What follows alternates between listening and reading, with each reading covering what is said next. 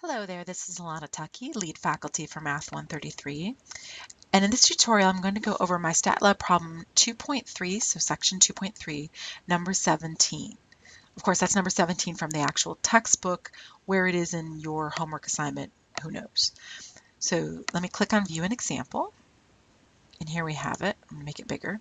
So we have the data in the table represents the stock price for a company at the end of each month in 2010. Construct a time series plot and comment on any trends. What was the percent change in the stock price of the company from January 2010 to December 2010?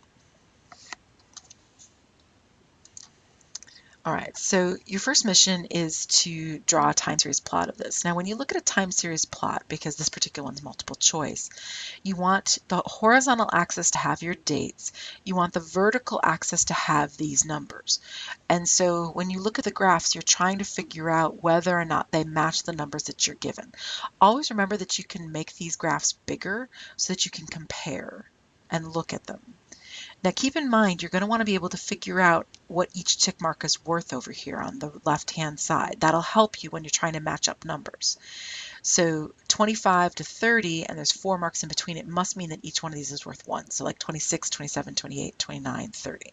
So for example, this is January, and it's saying 29 is the number for that one. We didn't label all the months, but it's the same deal. So if this is January, the next month is February, March, April, and so on. Okay, so you'll have to go through each of these graphs and see which one actually matches the numbers that you have for your data set. Now in our example, the graph will look something like this. This is the one for our example. So you can see that for us, January went to about the number 28.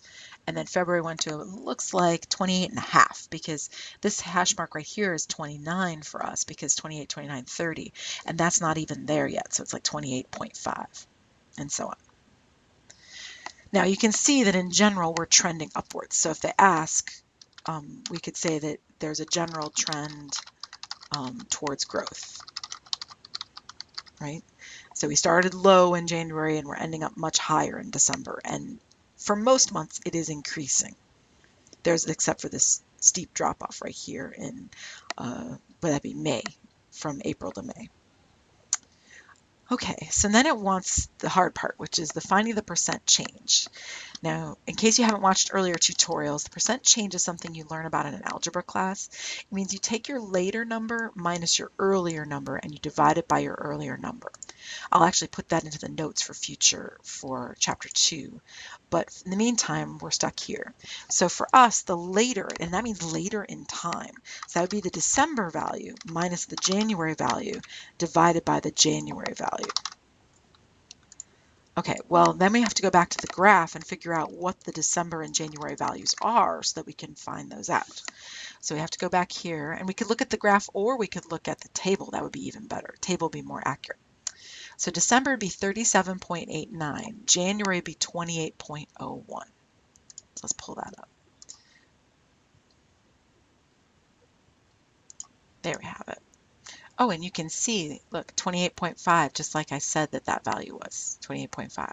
Of course, the table's more accurate because it has more decimal places. So if you have access to it, we might as well use it, make things easier for ourselves.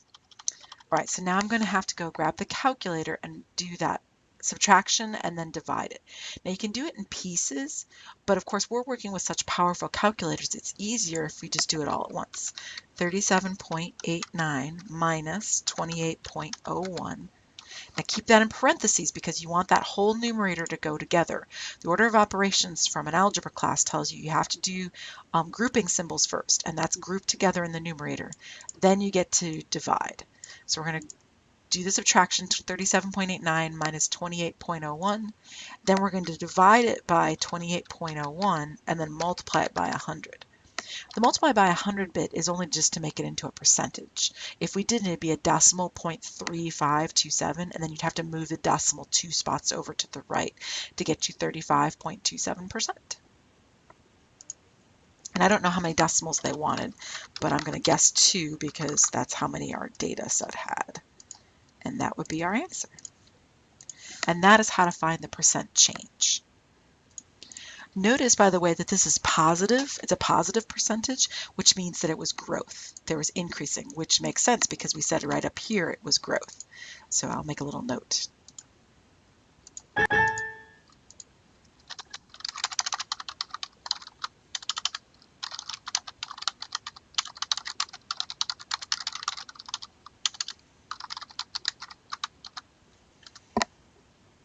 There we have it.